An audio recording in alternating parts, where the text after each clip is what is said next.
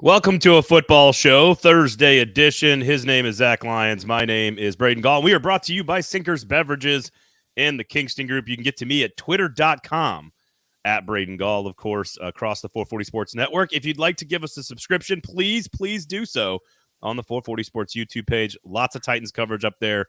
Football and other F words, hot read podcasts, all kinds of SEC content as well. So if you care about football in the state of Tennessee and in the South, come on over. Give us a subscription. We would really appreciate it. Yes, Donnie, let's go. On the show today, of course, we'll build the game plan for the Houston Texans, which honestly, the Titans have a very good chance at winning the game on Sunday. And if they play the way they did against Miami, we'll win the game on Sunday. So we'll talk about the matchup with the Houston Texans, who are very injured as we speak. Of course, we'll get into a little bit more about Harold Landry. What does his resurgence mean? Is he answering one of those questions that, Zach, you and I have been asking about this team that they need to answer over the course of the last half of the season? Is he answering one of those questions? So we'll talk some Harold Landry as well. I'll quickly give you my Heisman ballot, and you can kind of pick it apart, Zach, as you see fit. Wins and winning games and the value of winning games, not just for fans, but also for the team itself versus draft slot. We'll get into that. Oilers versus Texans. Yes, I'm sorry. I apologize, Sean. You're correct. It is the Oilers versus the Texans. He's a Texans fan. He's just being triggered by the use of Oilers. Which is totally fine. I understand. Then maybe you should have given him some money to build a stadium in 1995. I don't know. And then, of course, I think one of the things that we did not discuss a lot on Monday's night show following the epic win over Miami about Will Levis is sort of what are the most important traits that he is displaying from a leadership standpoint that maybe we didn't talk about. We've mentioned in his scouting report before, but I think there's a longer conversation to be had about that. So lots of stuff to do on the show today. Zach, how are you, sir? Been good. Ready to rock and roll. My voice is already gone. I did not know you were going to be drinking. My voice being shot in the fourth minute of the show is a bad sign. It's a bad sign. That's what that is. No, okay. So Sinkers Beverages, of course, and the Kingston Group are two great sponsors. Please support local businesses in Nashville. Obviously, if you are in the Hendersonville area, the Madison area, the Clarksville area, support some of those businesses if you can. Be smart about how you help out with the tornado stuff. Bluegrass Beverages, the proud sponsor of Football and Other F Words, took a little bit of damage over the weekend, and we're thinking about all the families and the people up there. Zach, I know you guys were kind of in the middle of it as well. So just make sure you support good local business, use local companies throughout this whole entire recovery process, and Sinkers and Bluegrass is a great way to do that. So make sure you check them out. Back-to-back national, or I guess city champs, Sinkers Beverages, best liquor store in the city 2 years in a row, and Kingston Group, also an award-winning company, custom home and remodeling firm. So go get your booze from Sinkers and go fix your house with Kingston Group. There you go. Okay, so let's get started with Will Levis. Any word? Or sorry, let's talk. I'm going to get you my Heisman vote out of the way first. Any word on Nico? I'm sorry, I'm so thrown off by the Nico comment there. We'll get to that in a second. So do you have a guess as to what I voted on for the Heisman Trophy? I know we're a couple of days late, but the Monday night game was more important. Oh, man. I would say Bo Nix, Jaden Daniels, then Brock Bowers. Ooh, okay. I like that. That's an interesting order. I went Jaden Daniels 1. I voted Jaden Daniels number 1. That's surprising because, 2 weeks before the vote, you were just like, oh, well, wins matter and games matter, and someone's not playing on Saturday and someone is, and blah, blah, blah, blah. You were trying to, and then you said that Bo Nix was so much better than Jaden Daniels and all this stuff, and I was just like, I don't know. Jaden Daniels just the best player in college football, it seems. So glad to know that I was right. I had them dead, and this is what's weird. It's kind of like Texas and Alabama in the playoff. Like, their resumes were identical, right? Like, both 12-1, both conference champions, the top two strengths of schedule. The resumes were largely identical. And what the committee says, when the resumes are identical, head-to-head is the tiebreaker. And the committee said Texas head-to-head, they go 3, Alabama 4. I had Jaden Daniels and Bo Nix as essentially the committee had Texas and Alabama. They were basically even in my mind going into the Pac-12 championship game. And had Bo Nix figured out a way to do something magical that night, that would have been the tiebreaker for me between the two. And not because I haven't watched all the games, because we know some voters have not, but because I watched all 25 games that they both played. I thought they were basically even, and that Jaden Daniels was just a little bit more outstanding. and that Bo Nix didn't win that championship, and that championship would have put him over the top in my mind. So I voted yes. This is actually true. Ed is correct on this. I'm lying to all of you. My ballot was number 1, NWI, number 2, Jaden Daniels, number 3, Bo Nix. That was the order of my ballot. No, number 1, Jaden Daniels, number 2, Bo Nix, and not Brock Bowers. Although I think he might be the best football player in America. Well, you had brought up Brock, but the only reason I said that is because you brought up Brock Bowers unprompted on the Thursday show, and I'm thinking, like, why would you even bring in Brock Bowers as an example unless you were thinking about voting for him? This is the Will Levis shoulder fake. That's what that was. That's what that was. Had Brock Bowers stayed healthy the entire year and put up those numbers the entire year, I might have voted him number 1. And I do think Marvin Harrison and Brock Bowers are the 2 best players in the country this season, and maybe even Olu Fashanu is number 3. But those guys don't win. I voted Jalen Milroe number 3. He was unstoppable against Georgia in key moments. He was unstoppable against Tennessee in the second half. Unstoppable against Kentucky on the road. Unstoppable against Ole Miss at home. Unstoppable against Texas A&M on the road. After the Texas game, which was his second start, he became one of the most unstoppable players in college football, not named Jaden Daniels. And I thought he earned his way into the mix, and I'm willing to bet you, Zach, that he will be the number 1 favorite and front runner for the Heisman for next year. I wouldn't be surprised. Even though it's kind of weird, I get into the, occasionally I like to just mess around with mock drafts, the mock draft machines and everything, just to kind of get like names that I may not be familiar with to put on a list to watch and know and all this kind of stuff. I like to get ahead of the game. Yep. And then I see Jalen Milroe keep popping up on PFF mock drafts machine and PFN's mock draft machine. I'm thinking, do they know something that we don't? Because I don't think that Jalen Milroe is entering the NFL draft this year.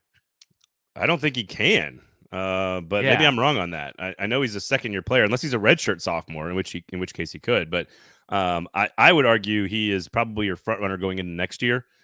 And I mean, again, I would think that he would do himself favors by going back next year. Yeah, in multiple ways. Michael Vick Jr.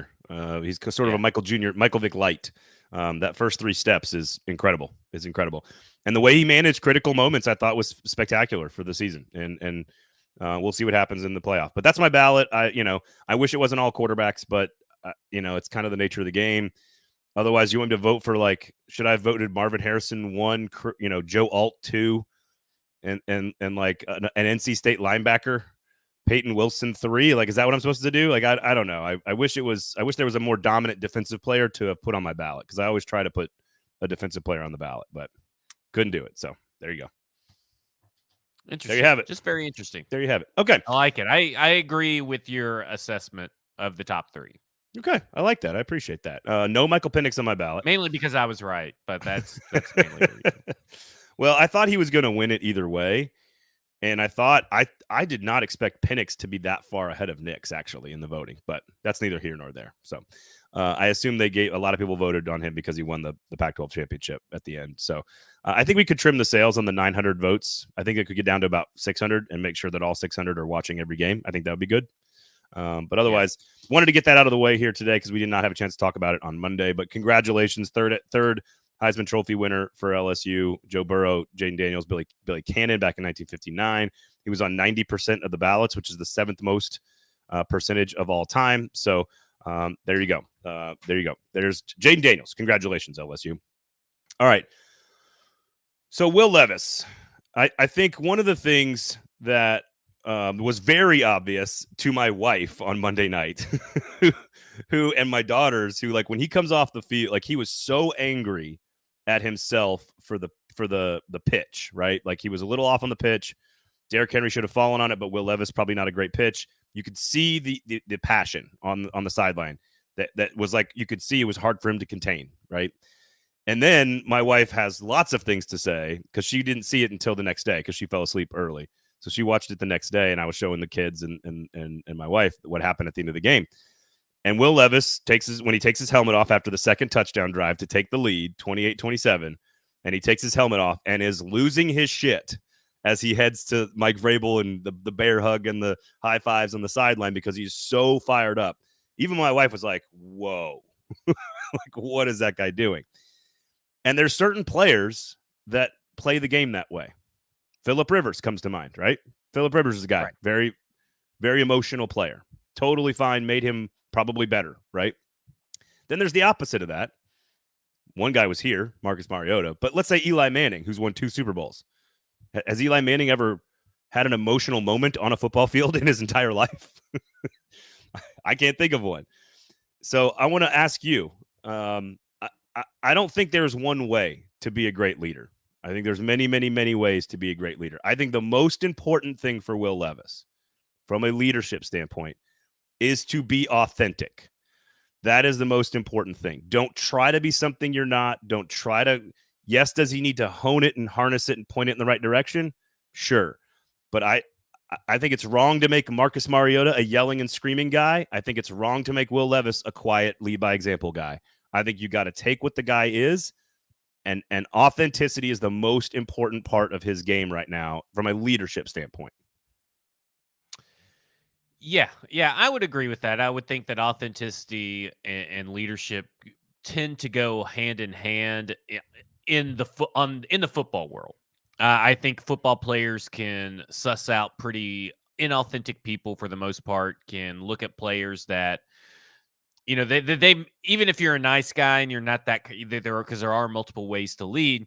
Even if you're a nice guy, as long as you're being authentic about it, you know, that's really all that matters. And I think, though, while there's multiple ways to be a leader, I think in the sports world, the best examples of the players that you think of as the top of their game are driven competitors in an insane way. I mean, does not mean just quarterbacks. I mean, think about like the defenders. Ed Reed, Ray Lewis are 2 guys that immediately pop into my mind. Even Terrell Suggs pops into my mind. You know, and they're all Ravens, crazily enough. It's just that those defenses were just so damn good. Yeah. But they were good because of the personalities and the talent that they had on the defensive side of the ball. So, yes, there are different ways to be a leader, but I think your most effective leaders in professional sports, and not necessarily I don't know if I classify everybody that falls into this competitor category as a leader. Maybe it's just an infectious energy or a motivator, but they keep you in the game, right? Like we just saw Tyjae Spears. I don't know if you have had a chance to watch the clip, but he was mic'd up for the Miami Dolphins game. I saw a little bit of it, yeah. All he did for 5 minutes was talk and motivate. And even before the game, him and Will Levis said, we're going to fucking win this game. And then like in the middle of the game, and they're still down, right? They're down when he looks at Will Levis and says, I told you we were going to win this game, and we're going to win this game. And like, he's talking. And no disrespect to Henry, but there is a stark contrast in this video of Tyjae Spears on the sideline and Derrick Henry with headphones in looking at his little Microsoft Surface tablet. Yeah. And I mean, Tyjae Spears was everywhere. And Will Levis is kind of like a little overshadowed by Tyjae Spears until the very end. But it's about Will Levis's Arden Key really respects Will Levis's leadership style, really respects his energy, and has helped fostering that. Because Arden Key is a similar type player. Yeah. In that regard. They have that energy and everything. And I think when you're in situations like this, when you're a young team, but in losing situations, you need people to look for on each side of the ball in all phases, in every position group. There needs to be that guy. Not everybody has to be that guy, but there needs to be a Tyjae Spears. There needs to be an energy guy. There needs to be an energy guy. I don't know who that is in a wide receiver room. You would assume DeAndre Hopkins, but he doesn't seem like a very much of a high energy guy, at least in front of the cameras. But we don't know what he is in the locker room. But there needs to be that guy. Azeez Al-Shaair, Arden Key, Jeffrey Simmons. And then the defensive backs, I feel, are a little lacking in that. So like, kind of just. This is perfect because I think DeAndre Hopkins and Derrick Henry are virtually identical personality types from like a leadership standpoint. They are not rah, outward energy, get you up out of your chair. Now, I also think that those types of leaders are important for certain moments in certain types of games. Like it doesn't every game moment doesn't always call for the energy guy.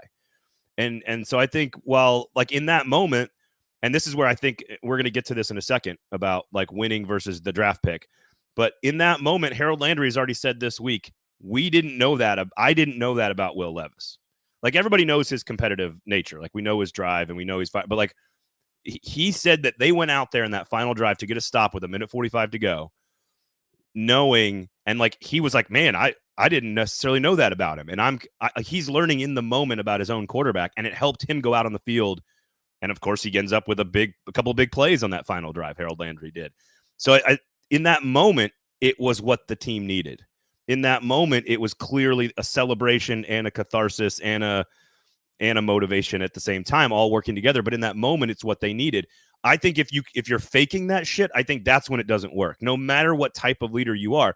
But I think Hopkins is a different type of leader to Will Levis, right? He comes over and he's going to give him the talking to that's a little quieter, that's on the sideline. Or, hey, even after the game, he's like, we still got a lot to work on, right? Like, I don't think that makes him any less of a leader. I just think that type of leadership comes at a different type of the game and maybe a different type of situation.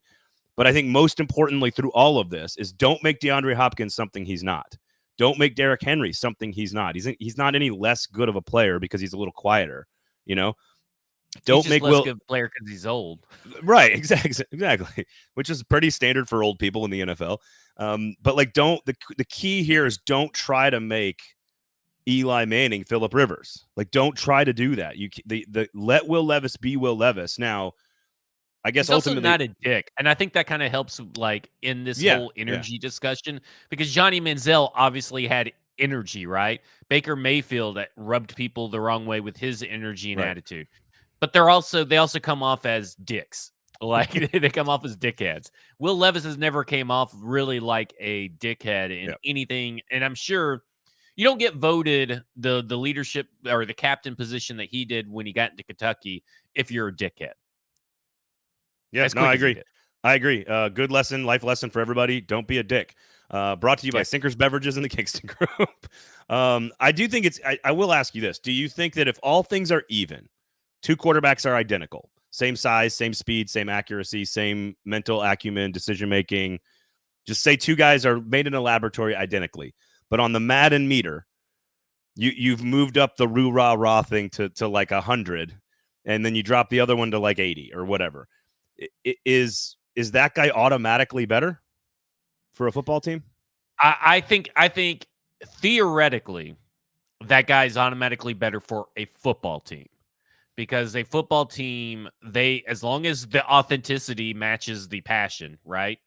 Sure. I do. Now, does that mean that necessarily that he's the better passer? Does that necessarily mean that he's right, you know, the faster runner or the more powerful arm? No, but I do think, like, you go back to the San Francisco 49ers, and Brock Purdy may not seem like a rah-rah guy that comes to mind, but he came in and everybody fucking saw that this dude has it. Like, they saw it. They saw his passion. They saw his drive. They saw his willingness to learn, to work, and saw it. And look where it got him. And he was a 7th-round draft pick. You talk about a 6th-round draft pick and Tom Brady.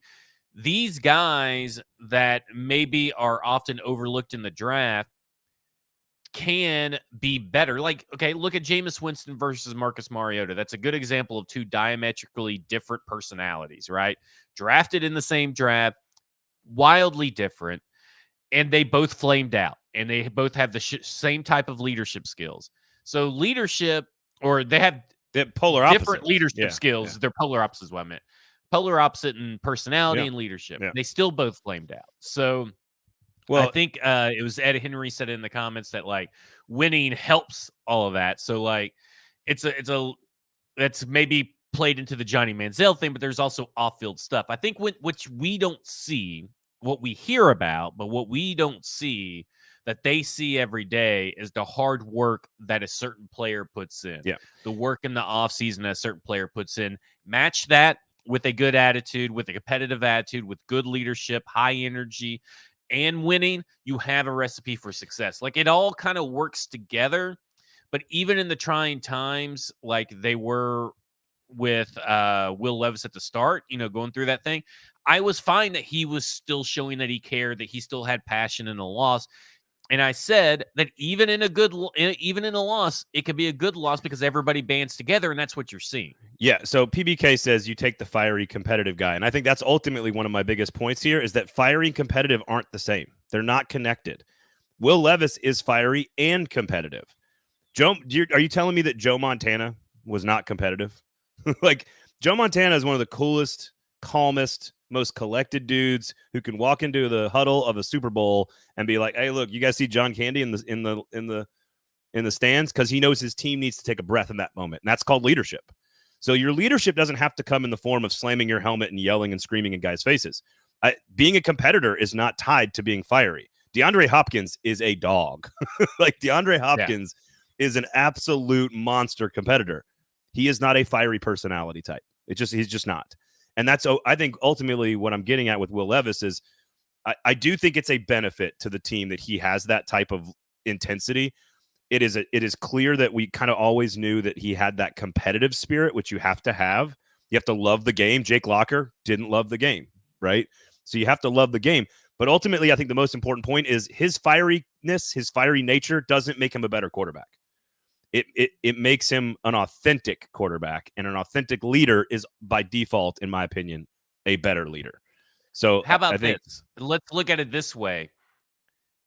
Will Levis fits better with Mike Vrabel than any other quarterback that Mike Vrabel has really had as far as personality goes, in my opinion, because his personality, his competitive drive, his fieriness, who does that remind you of? And not the skill, but what quarterback does that kind of remind you of that Mike Vrabel played with?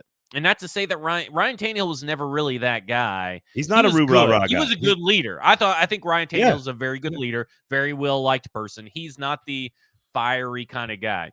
But we talk about Marcus. Marcus and Mike Vrabel were not a good match. And really, I see PBK, he wants to shit on Bryce Young.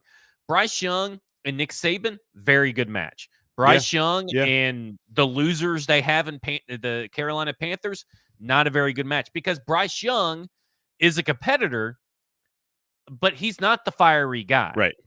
And so, it's all about, to me, it's like, how does your quarterback's personality and competitiveness and drive match up with your head coach? I think that's what it has to be because, like, Tom Brady's really fiery, Bill Belichick's really calm. That worked, right? Mike Vrabel's really calm. He's an asshole, but he's really calm. Will Levis is fiery. That works because you know what those four people had in common? The competitive drive to be the best at whatever they do. Yeah. And honestly, like, I think to be a great NFL quarterback and to be a great leader, like, you almost automatically have to be an extraordinary competitor. Like, that just sort of has to be baked into your DNA or you're not probably going to be good enough. And I will say that, like, I think Tannehill, I don't think Marcus was a bad leader. I think he was very well respected by the people in his locker room, but I agree, he didn't match Vrabel, and he certainly wasn't going to be that type of personality. I also think it changes as the locker room changes. Right now, this is a young team that's going to have a bunch of new faces probably in the locker room next year. And so you might need a more vocal leader like Kevin Byard's gone. Like, Kevin Byard, you didn't need a vocal leader if you have Kevin Byard and Kevin Simmons and Jeffrey Simmons telling everybody what to do and getting the fire going. Like, but you have one of those voices out of the locker room now. Derrick Henry's aging and may not be on the team next year. Tajay Spears, I don't know if you meant this, Stoney, but he says Tajay seems like the ice to Levis's fire. Call this group Game of Thrones. I think Tajay Spears is a chatterbox. Like, he's like Levis in that he's going to be constantly like, hey, let's go. And again, as long as that is true to who he is, then that will make him a good leader. I think you don't want to make Derrick Henry be the rah-rah guy. Like, you don't want that. And it doesn't make him any less of a competitor. So I think you can separate competitive and fiery and quiet and leadership, and they can all be separate. But I think the most important thing through all of it is authenticity. And then, yes, I agree with you. Is there alignment, right? Like, some alignment with your leadership style and your head coach's style. And I think that's probably undervalued, honestly, in these conversations. Like, I look at Mike McCarthy and I'm like, you have zero leadership style at all for the Dallas Cowboys. And I know this as a Packers fan. I don't think. QC, what about I will Dillard? say he seems like a different Mike McCarthy this year for whatever reason. Like in the press conferences and the energy that he's bringing. I'm not saying that he's like that. What you're saying is not true. It just seems like a weird year for Mike McCarthy. Yeah. Like maybe he's on drugs. Maybe he's been replaced by a lizard person. I don't know, but he seems very different. Yeah. So there you go. I think ultimately now the last part of it is you don't want it to cause you any trouble on the field. Like you got to make sure it's harnessed and directed and contained. It's like I'm sure you have like a Marvel analogy for me here, where like there's a power source that like it's got to be in the right equipment for it to maximize its power. And as long as Levis does that, then I think it's going to serve him very well. We know that he was well liked in the locker room at Kentucky. There you go. Yeah, like the stone will kill you if you touch it, but if you put it in the glove, you're great, right? Is that what we're getting at? Did I get that right? Yeah, and Will Levis is I don't think that guy, because most of his stuff is coming off the field to his own bench. He's not a Bradley Chubb, throw your helmet down. He's not a Kayvon Wallace doing something, stupid like that. It's always going to be he's more mad at himself, and I think that's really good. Like I think that I think most fan bases, but specifically the Titans fan base, has a real hard problem critiquing their quarterbacks that they like. Now, if they don't like the quarterback, they'll critique him all day long. But they have a real hard time critiquing. I like that Will Levis knows that, like, I did not have a good game. I am mad at myself, because that I know that he's going to go back and not blame everybody else around him or think it's the offensive line's fault, pass catching's fault. He's going to go fix and control what he can control. And I think that's really good, because it also lets you know as an analyst when you're looking at these games and you're saying, well, he wasn't that good at this spot and he wasn't that good at that spot. You know that he's looking at the same film that you're looking at and thinking that he was not that good. Right. And that's the difference, I think, between someone like Will Levis and previous quarterbacks that have been Tennessee Titans. I think what I get at with harnessing the stuff in the right direction is less of, and I agree with everything you just said. I think it's more about, you see a basketball player miss a shot and then come back and plays defense a little too hard because he's emotional, right?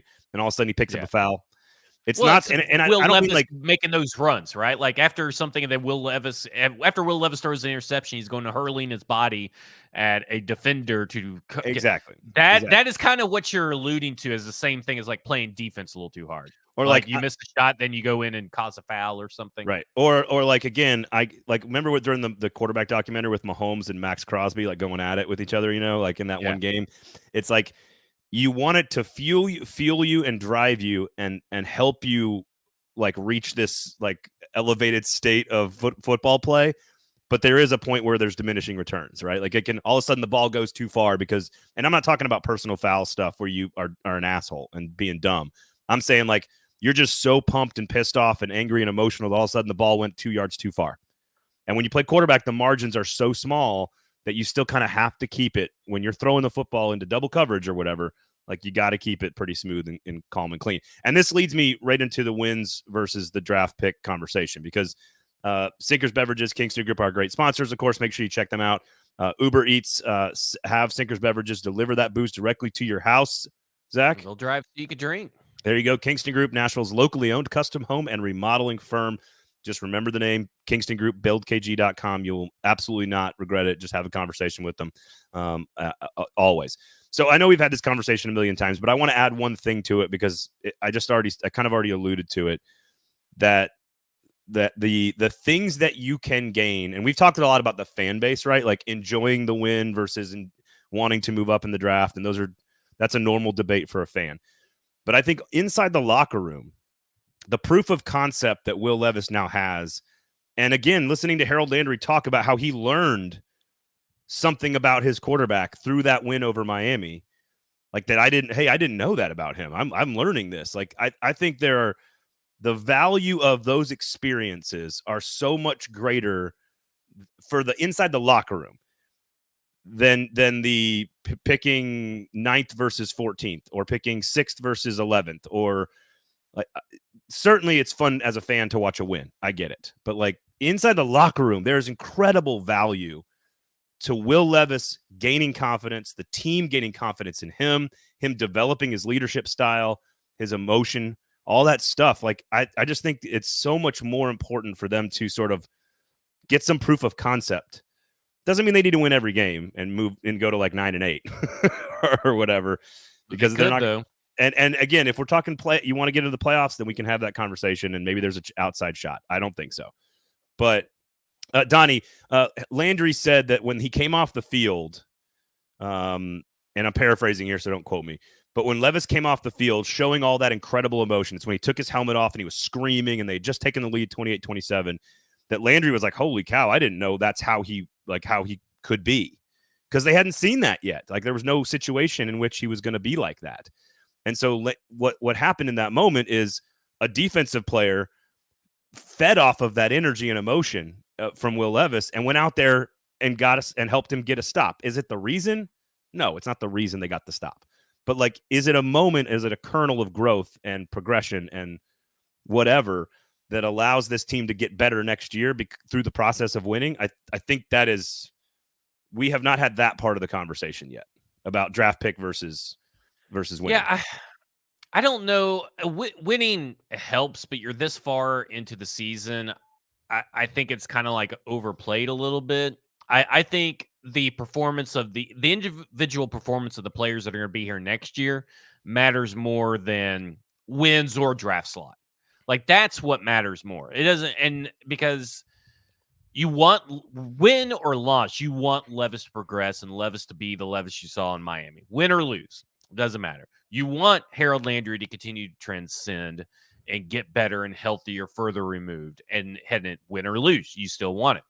Win or lose, you want Tyjae Spears to keep showing that he's explosive, can be durable, blah, blah, blah. So to me, while yes, wins are probably very psychological in nature, like, okay, well, we went on a big win streak. Let's say they win out. I could totally see how we went on a win streak and we ended 9-8 when everybody thought we were going to be picking 3 in the draft. This is really great for the team. It really shows our resilience, blah, blah, blah. But then on the flip side, let's say you lose out, but you get these individual performances that every week you see the progression. You say, hey, listen, we didn't win. We all fought hard, and this is something that we can still build on for next year, because we're going to have our franchise quarterback. We're going to bring back our star wide receiver in DeAndre Hopkins. We're going to have Tyjae Spears, Harold Landry, blah, blah, blah. We're going to have this stuff to build on and $100 million in cap. Like, I get what you're saying, because your premise is kind of like what we talked about with the good loss, the psychological nature of the player itself. So I agree that winning cures everything, right? Winning cures everything. But as far as what is better for the long-term outlook of the franchise, probably draft slots, as long as the players that you need to progresses, because you have so much. The Titans have so much they have to fix, and with the franchise quarterback, with Tyjae Spears, with DeAndre Hopkins coming back, with Harold Landry progressing, with Jeffrey Simmons going to be back next year, you still have a bunch of holes. So we gotta fill as many holes as possible with quality players, and the best way to do that is to pick high in the draft. Does not necessarily mean you have to pick top 3 or top 5 or anything like that, but you need to pick higher than people that are already better than you ahead of you. Because, like, if you lose out or if you win out and the Bengals lose out, the Bengals are getting a better draft pick than you are, and the Bengals are already a better team. Bills, same way. Like, there are teams that you're floating around. There are teams that you're floating around that we know are better than Tennessee Titans right now, that just had a rough year in some weird form or fashion, that they are going to pick better players than you technically, and maybe even players that you need. Good news. Good news. Cincinnati and Buffalo will not be drafting a receiver. That's the good news. But maybe unless they let T. Higgins go, you never know. Maybe offensive line. Here, I guess ultimately, T. Higgins and Tyler Boyd are both free agents. That's true. So this is ultimately far more tangible. It's a very complicated thing. It is, and I'll disagree on the this is far more tangible in the college game. What happens in the college game, and Florida State is the example. So bear with me here. Florida State last year was in year 2 of Mike Norvell as a coach. They started the season kind of slow. Not this year 13-0, but last year. They started the season kind of slow, and I don't remember exactly what the number was. I think they were like 3-3, something like that, or whatever it was. And what happened is in year 2, the message and the culture and the structure and the quarterback development, it all started to take root. And in about week 6, they went on a 6-game winning streak. And they finished the season with 6 straight wins. Now, they were not a great team. They were not an elite team. They were like a 9-3 team. But they finished the year with 6 straight wins. That clearly was a part of their 13-0 run this year. Like that winning and learning how to be a champion and learning how to be good and learning how to finish games. And it's certainly way more tangible with 18 to 22-year-olds than professionals. I am not arguing I was about to say, because we talk about all the time how that kind not of arguing. stuff doesn't matter as much to a professional team. Absolutely. But with this particular Titans team, where you have 5 rookies starting on the offense, and there are like, and I don't have it in front of me. If you happen to can find the ages of the teams in the NFL, I'd love to know, because I was watching the Packers-Giants game at the same time, and the Giants have the youngest defense in the NFL, and the Packers have the youngest offense in the NFL. And one of the big things that, like, in my friend group talking about the Packers and my family is that they have like 11 first and second year players, and some of those guys are going to end up being starters, and they've got to learn how to win together because they're all rookies and first year players. If you look at this offense, I think it is more important for this particular Titans offense than ever before to sort of learn how to be like, champion's not the right word, but like learn how to be a winner and learn how to finish games the way they did on Monday night, because you have a rookie quarterback and a rookie running back and a rookie left tackle and a rookie left guard and a rookie tight end. Like, those players need that experience way more than like almost everybody else in the NFL, right? Like, I acknowledge that it's way bigger in college, but I think there are some teams in the NFL where that is valuable to them. And I think you could argue if they go like, I don't know what, if they go, 3-2 down the stretch, right? I think you could argue that will help them win games next year as much as picking 9th instead of 14th, if that makes sense. And certainly the fans can make up their own mind. You got to have the players to do it, man. You got to have the players to win. And this team is in desperate need of high-end talent any way that it can get it. I don't disagree. It's much easier to do that than anything else. With the Calvin Ridley's the receiver I want. All you guys just keep pounding the comments with T. Higgins.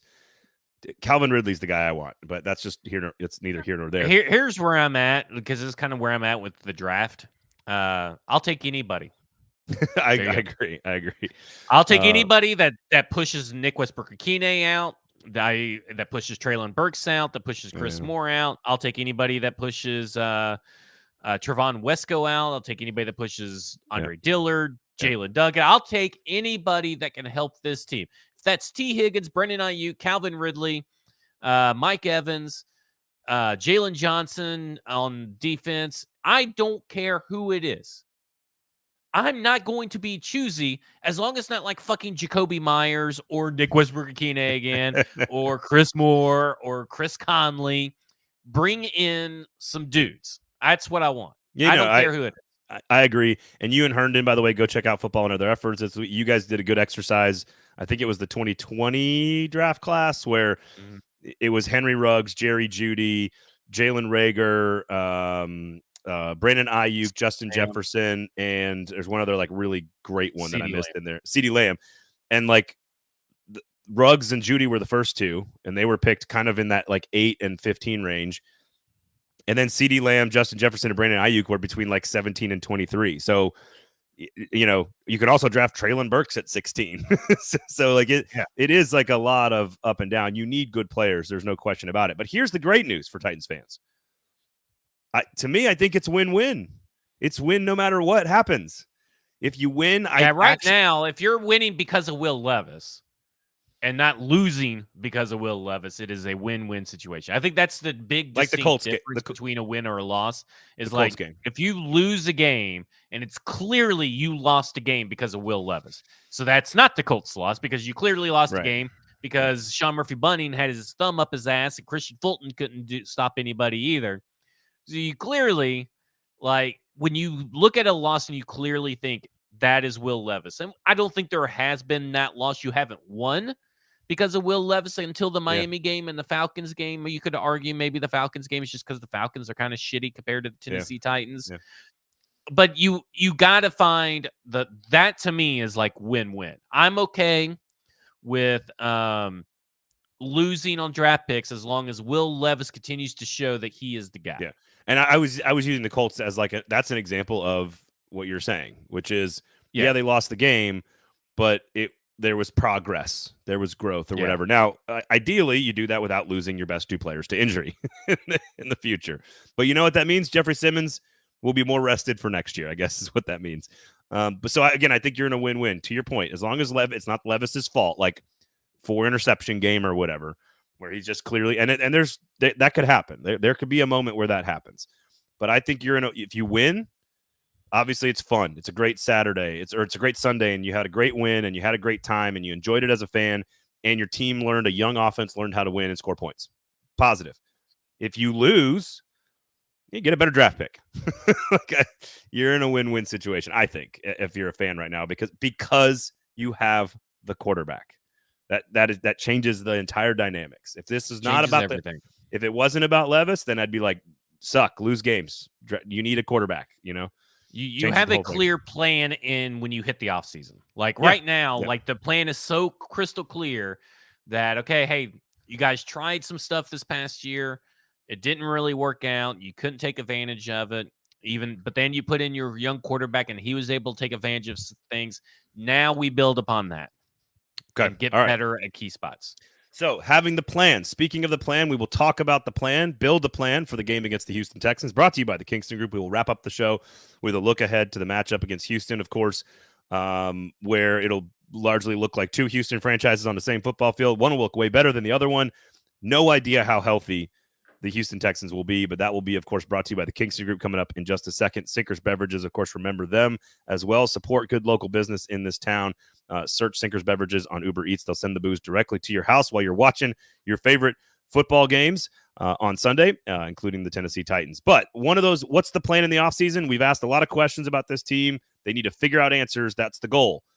Is Harold Landry, who I believe, and I think was it you or Mike who tweeted it out? I think it was maybe Mike who tweeted it out, that over the last 30 games, on a per game basis, Harold Landry is a top 15 sack artist right now. I think 12th or 13th, in the NFL.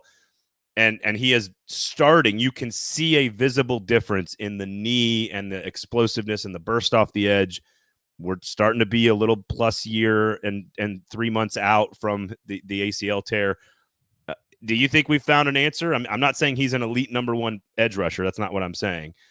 Yeah, but what's the question? I guess I waited till we were on the show to ask you. The question you just said, has Harold Landry become an answer? And I have no clue what the fucking question is. Well, all the questions that we like, I mean that in the broad sense of like, all right, our goal for this team was to answer questions, right, about all different players and position groups and everything. And the question to me is, the first half of the season was, it looks like he's lost a step. Is that just injury? Or is he a different player? And I think the question is, well, is Harold Landry back to being, and can he continue to sustain being a top 15 sack edge player the way his numbers indicate he's been over the last 30 games? Has he answered that injury question permanently, as long as he's healthy, I guess, and just say, we got one of those spots locked down now, and we've got a guy who can come off the edge and get pressure like he used to, like before he got paid. Yeah, it's very unlikely that he'd be in the top 15 if he had played last year. So, I kind of don't play into that top 30 thing, or top 15, whatever it was that Mike put in there. But I mean, here's the answer to the Harold Landry question: is Arden Key good enough to let Harold Landry become Harold Landry? And Arden Key is apparently good enough to be that guy. He's still, I think last I checked, he was top 7 in pass rush win rate. Arden Key was. Harold Landry was not in that list. So right now, I think the biggest answer was, I think the biggest question going in, it was, how would Arden Key be able to help this defense? And because we know that the 2021 season, where Harold Landry racked up a bunch of sacks, he racked up I think it was like 90% of his sacks came with Bud Dupree on the opposite side. Yeah.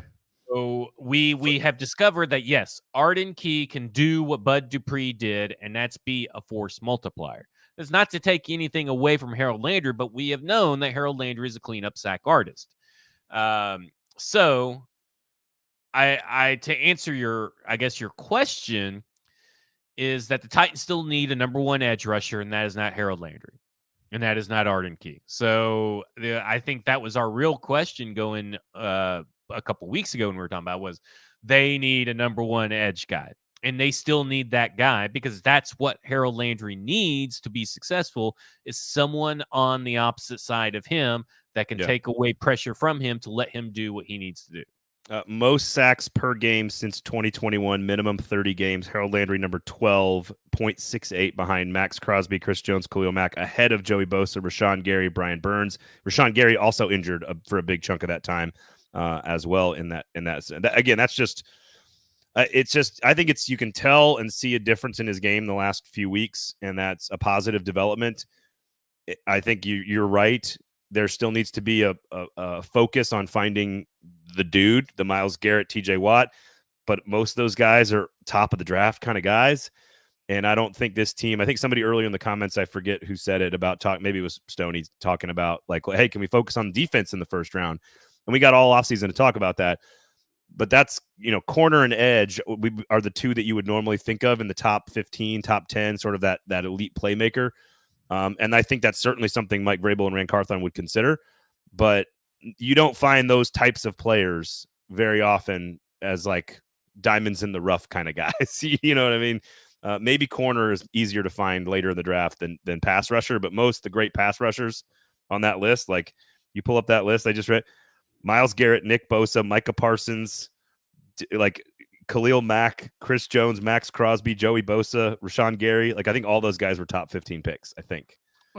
Chris Jones was not. He was second round. The Titans could have had Chris Jones, and they decided not to. I think they went Kevin Dodd instead.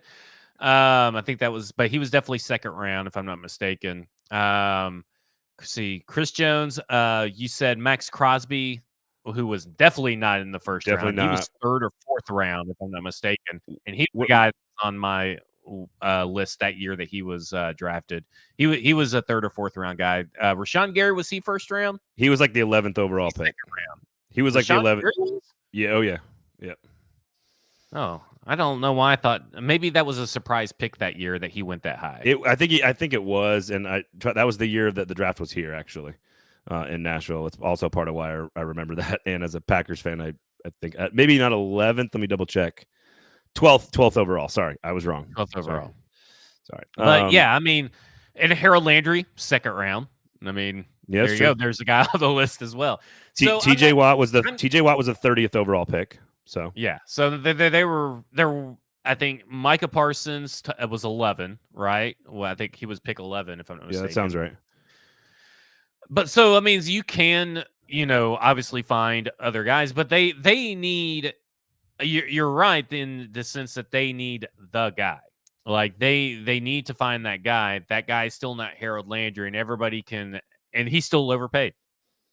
There you go. Hassan Reddick. My stance has not changed. Okay. No. I think you're right. The Hassan Reddick was the 13th overall pick in the draft. I don't know where Brian Burns was. He took forever to develop. By the way. He did. So, and again, I would say some of these guys. Brian Burns was the 16th overall pick in the draft.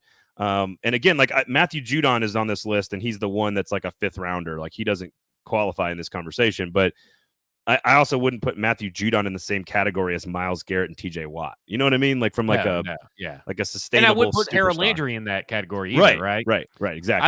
I would put Max Crosby in that category, and he was the fourth round. Yep. I would say that Harold Landry was the second round pick of those players.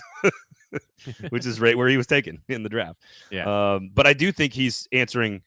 I do think he's. I mean, it's a very positive development that he's starting to show old Landry, pre-injury Landry, burst a little bit, because that's a huge development for the team, and it means maybe you don't have to focus as much on edge in the draft. You can maybe survive with an Arden Key type of guy, allowing him to kind of force multiply on the other side for one more year. while you get your left tackle, right tackle, receiver problem fixed this year, So, but lots of time in the offseason to discuss that. Okay, let's take a look at the plan to beat the Houston Texans, who are coming to town pissed off because we're wearing their uniforms. And I'll say we because it's my favorite uniform in the NFL. Sinkers Beverages, Kingston Group, making a plan for the Texans. Look, this is a very injured team that just gave up 30 points to the Jets. I know that Stroud and Anderson and a bunch of other guys didn't practice this past week. I don't know what the practice report is as of time of taping, but I think there's Stroud did not practice today. They're not ruling him out yet, but if he does not practice Friday and Saturday, he cannot play. Will Anderson is likely he's in a walking boot, diagnosed with a high ankle sprain. So even if he does play, which he has not practiced, he's going to be half the man that he usually is. Nico Collins is wanting to play, but he's not practicing. Blake Cashman is also not practicing. That's not to mention, Tank Dell, Titus Howard are also on IR. Tunsil and Fant are also going through some injuries right now. They're playing through injuries. It's a grim outlook for the Houston Texans heading into this game. And at this point, the key to win is don't suck. There you go. I mean, that's the key. Is it's kind of like when you play if you're playing a team like Stroud and Anderson and no Nico Collins and all that kind of stuff. If you're without the quarterback one, the wide receiver one, the defensive end one, the middle linebacker one, and your offensive line is a little banged up, and you're on your third center, if I'm not mistaken, as well. It's like playing the Panthers. You can't lose this game. Yeah. You can, but you can't. You get what I'm saying? As a team, the Tennessee Titans should not lose this game.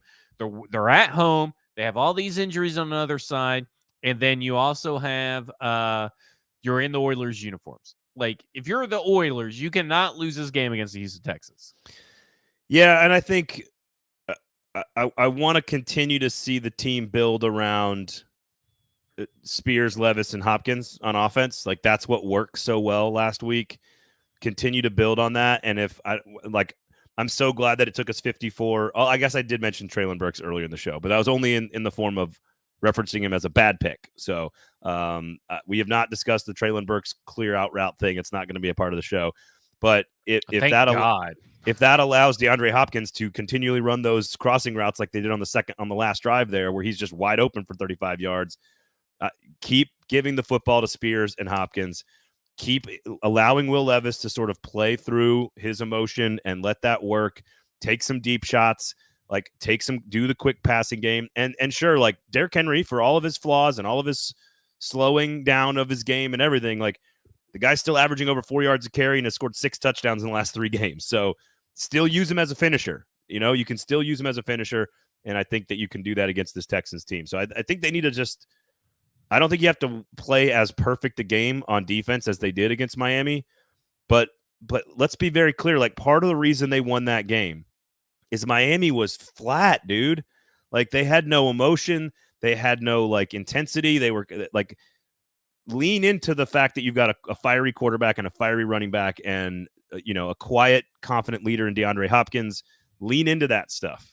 I know that's not football X's and O's scheme strategy, but lean into the fact that you're that type of team now, because it clearly was a part of the loss for Miami. Miami had no energy. There was nothing there. Right. Well, I mean, this is a great, even with Will Anderson, Blake Cashman, this is still a great matchup for the Tennessee Titans.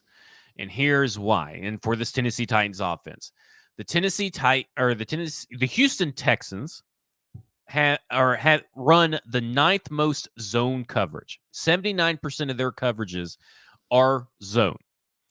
And if you look at what the Tennessee Titans wide receivers do versus zone, it is an incredible amount better. I mean, just to put it in perspective, we got 79 routes run for DeAndre Hopkins in man coverage. He has gotten 182 receiving yards on those 79 route runs. 299 routes run for DeAndre Hopkins in zone coverage. 716 yards, 43 for 716 yards in zone. How many of those 700 yards were on like 9-yard out routes? I will say this: 79.7% of those receiving yards I just said, the 716 are air yards. So like there is no yards after catch, pretty much. Right. Like, yeah.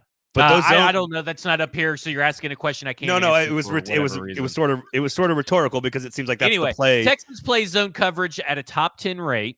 Okay, so we got that.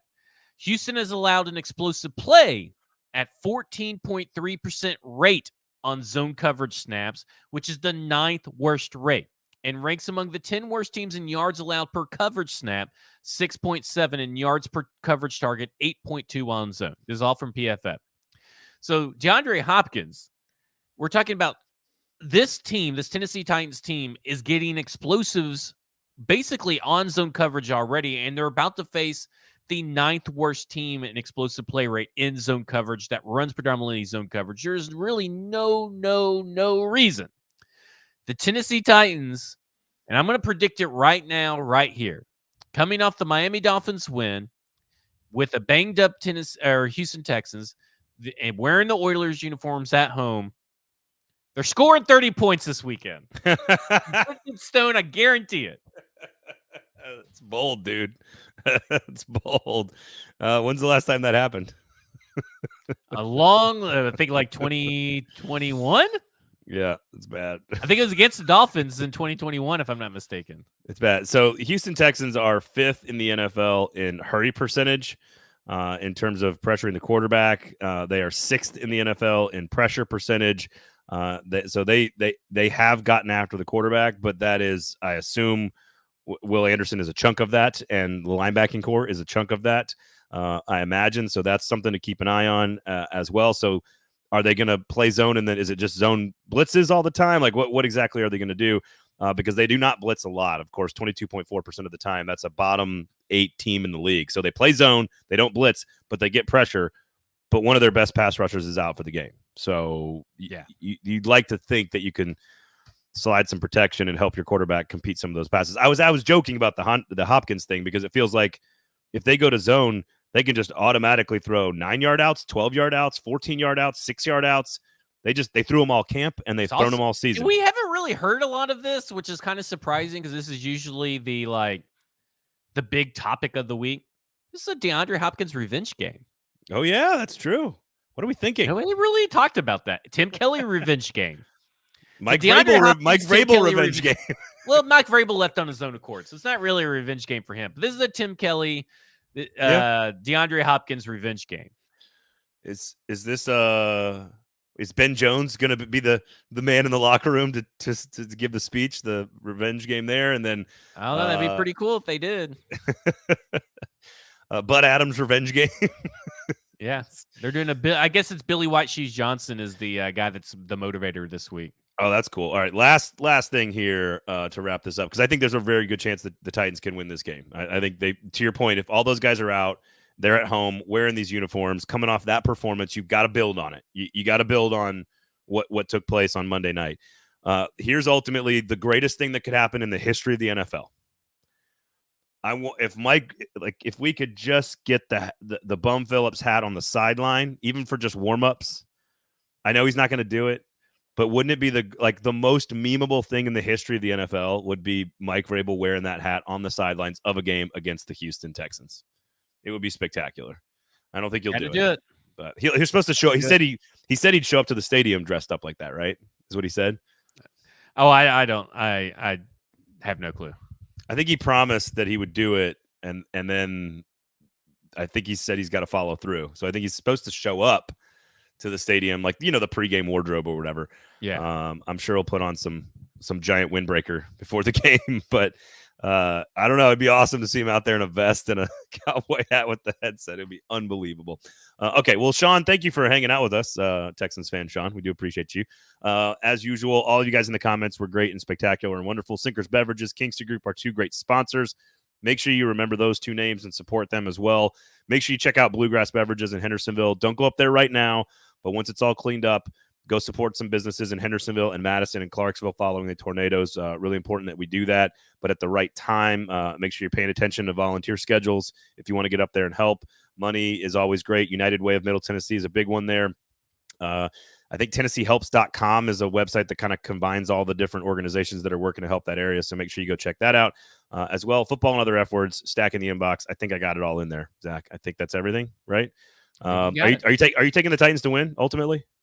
No, yeah, okay, for sure. All right, Titans at home sure. versus the Texans without C.J. Stroud and Nico Collins and Tank Dell potentially. Yeah, I'm good.